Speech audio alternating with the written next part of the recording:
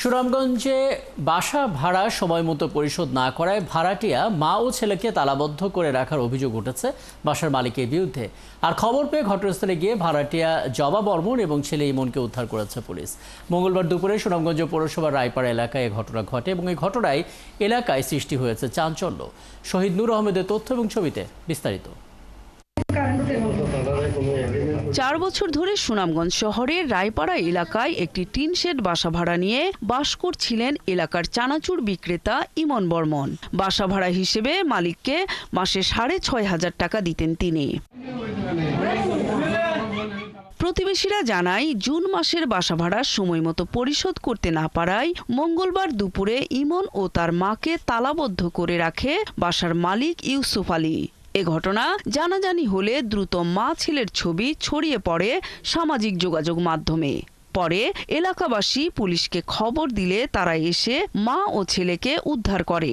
এটা কোনো বিচারের মাধ্যমে হয় এটা এই যে ফাঁসা সামান্য 1,000 টাকা লাগি 3 দিন ওভার হয়ে গেছে গড়তালা মারা লাগবো।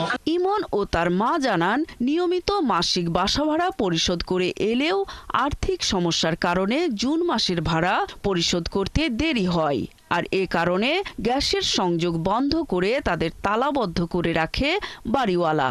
আমরা একটু একটা বিয়ে শাদী গেছে, আমার একটু হাতে পয়সা শর্ট, আপনার আমি 8 তারিখে ভাড়া দেই, আপনার তো আমি সকল সময় 4 তারিখ 5 তারিখ ভাড়া দেই, তাই আমি 8 তারিখে দিই। এটাই আমার তুই টাকার কইরা বাসা উঠা দিয়া গেলে বুকে হয়ে গেছে গ্যাস লাইন বন্ধ হইয়া লেগেছে।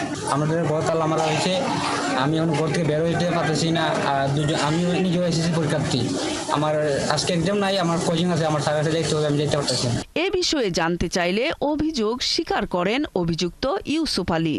আর পুলিশ জানিয়েছে অভিযুক্তের বিরুদ্ধে আইনানুগ ব্যবস্থা নেওয়া হবে। আমাদেরকে সংবাদ দিচ্ছে, আমাদের মোবাইল টিম জায়গায় গিয়েছে, নিয়ে দেখছে যে তালা খোলা, তালাবদ্ধ অবস্থায় পায় নাই। তারা তাদেরকে জিজ্ঞেস করছে, তারা বলছে যে ওই তার মানে পুলিশ যাওয়ার আগেই নাকি তারা কোনো লোক পাঠাইয়া তালা খুলে দিচ্ছে, এরকমের কথা তারা বলছে। এমন অমানবিক ঘটনার নিন্দা জানিয়েছেন এলাকার লোকজন। নূর তাজবিন নীর, 71।